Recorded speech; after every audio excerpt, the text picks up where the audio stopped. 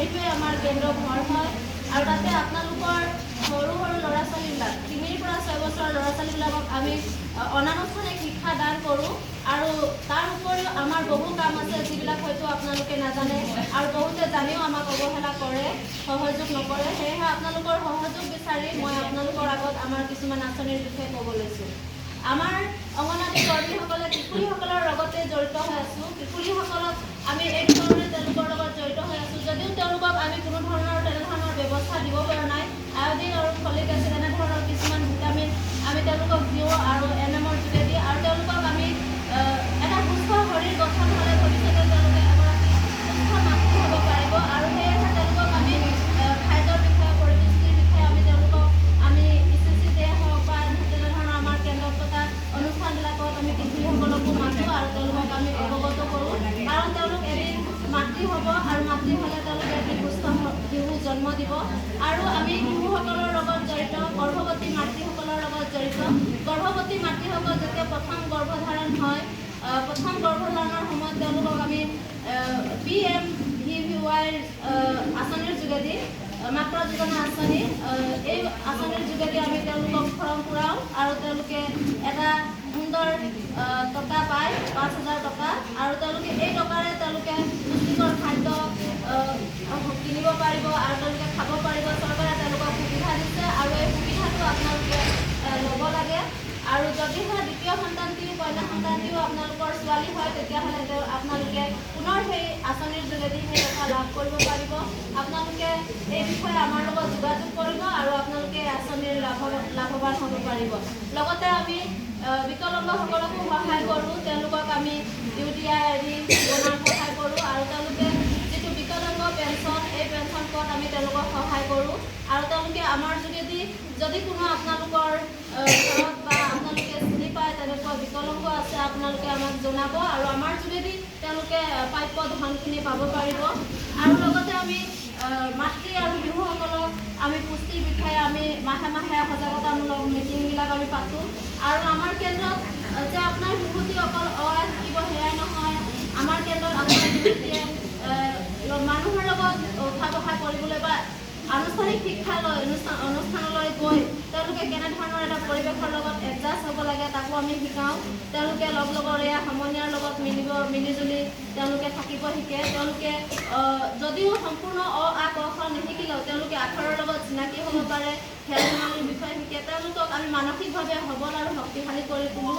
সেয়েহে আপোনালোকৰ ওচৰত অনুৰোধ আপোনালোকে আমাৰ লগত সহযোগ কৰিব আৰু আপোনালোকৰ শিশুসকলক আমাৰ কেন্দ্ৰলৈ পঠিয়াব। আমাৰ কেন্দ্ৰত কোনো টকা পইচাৰ প্ৰয়োজন নাই। আপোনালোকে যদিহে ব্যক্তিগত বিদ্যালয়লৈ পঠিয়ায় তেতিয়াহ'লে আপোনালোকে মাহেকত এটা ফিজ দিব লগা হয়, কিন্তু আমি আপোনালোকৰ শিশুটোক যিমান পাৰোঁ বিনামূলীয়াকৈ আপোনালোকৰ শিশুটোক আমি শিক্ষা দিবৰ বাবে যত্ন কৰিছোঁ। লগতে আমি গাঁওখনৰো বিভিন্ন দিশত আমি আপোনালোকৰ লগত জড়িত হৈ আছোঁ। আপোনালোকে সহায় আৰু সহযোগ কৰিব। আমি VSMDত উপস্থিত থাকোঁ আৰু মাতৃসকলক আৰু শিশুসকলক প্ৰতিষেধক লোৱাত আমি সহায় কৰোঁ। আমাৰ অঞ্চলৰ মাতৃসকলৰ কোন সময়ত কোনে কি প্ৰতিষেধক পাব আমি তেওঁলোকক খবৰ দিওঁ আৰু NM বাইদেউ আৰু আশা বাইদেউৰ লগতো আমাৰ এটা ভাল যোগাযোগ আছে যাৰ বাবে আমি এই VSMDটো আমি সফলতা লাভ কৰিছোঁ।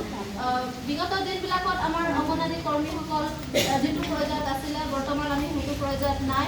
আমি বহুত উন্নত হৈছোঁ। সেয়েহে আশা কৰিছোঁ ৰাইজ আপোনালোকে আমাক সহায় কৰিব আৰু আপোনালোকৰ সহায় আৰু সহযোগত আমি এখন সমাজত সুস্থ আৰু সবল শিশু গঢ়ি তুলিব পাৰিম বুলি আশা ৰাখিছোঁ আৰু যদিহে কিবা জানিব বিচাৰে তেনেহ'লে আপোনালোকে আমাৰ লগত যোগাযোগ কৰিব। আপোনালোকক নিশ্চয় আমি আমাৰ আঁচনিবিলাক আৰু সেৱাবিলাকৰ বিষয়ে জনাম।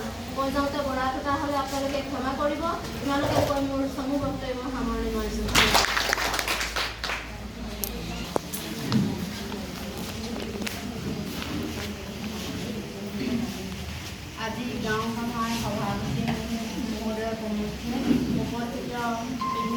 কেন্দ্ৰৰ পৰা অহা গাঁৱৰ ৱাৰ্ড মেম্বাৰ আৰু ব্লকৰ মেম্বাৰসকল আৰু মোৰ কৰ্মীসকল আৰু উপস্থিত আজি সভাৰ ৰাইজসকল, মই আমাৰ অংগনবাড়ী কেন্দ্ৰৰ বিষয়ে এই সভাতে দুআষাৰমান কম বুলি আগবাঢ়ি আহিছোঁ। ভুল ভ্ৰান্তি হ'লে আপোনালোকে নিজৰে এজনী কৰ্মী বুলি ক্ষমা কৰিব। মই আমাৰ কেন্দ্ৰটিৰ বিষয়ে ক'বলৈ আহিছোঁ যে আমাৰ কেন্দ্ৰত শিশুৰ পৰা গৰ্ভৱতী মহিলাৰ পৰা কিশোৰীলৈকে আমি সকলোকে সামৰি লওঁ। আমি প্ৰথম অৱস্থাত গৰ্ভৱতী মহিলাক আমি চিনাক্ত আমি আশা ANMৰ জৰিয়তে চিনাক্ত কৰোঁ আৰু সেই গৰ্ভৱতী মহিলাক আমি কেনেদৰে বেজী ল'ব লাগে, কি খাদ্য খাব লাগে আৰু কেনেধৰণৰ আহাৰ খালে কেনেধৰণে তেওঁলোকৰ শক্তিবান হয় তাৰ বিষয়ে আমি PHMDত হওক বা অংগনবাড়ী কেন্দ্ৰত ECC কেমৰ ECC সভাৰ জৰিয়তে আমি মাহে মাহে বুজাই দিওঁ আৰু আমি আমাৰ ICDS অফিচৰ ফালৰ পৰা অহা পুষ্টিকৰ খাদ্যও তেওঁলোকক প্ৰদান কৰোঁ। আমি সময়মতে শিশুসকলক কেন্দ্ৰত আহাৰ যোগান ধৰোঁ। প্ৰতিদিনে আমি শিশুসকলক পাঠদান কৰাৰ উপৰিও খেলা ধূলা আৰু সাধু কথা কবিতা আদিৰ জৰিয়তে আমি জ্ঞান দিওঁ। শাৰীৰিক মানসিক বৌদ্ধিক বিকাশৰ বাবে আমি আপ্ৰাণ চেষ্টা কৰোঁ। তাৰোপৰি আমাৰ শিশু ওজন বৃদ্ধি পৰীক্ষা কৰি নিৰীক্ষণ কৰোঁ। এয়ে আমাৰ সকলো কাম আমি অংগনবাড়ী কেন্দ্ৰত সামৰি লওঁ। আৰুনো কি ক'ম, মই ইয়াকে কৈ মোৰ বক্তব্য সামৰণি মাৰিছোঁ আৰু লগতে আমি আমাৰ অংগনবাড়ী কৰ্মীসকল একগোট হৈ আমি এটি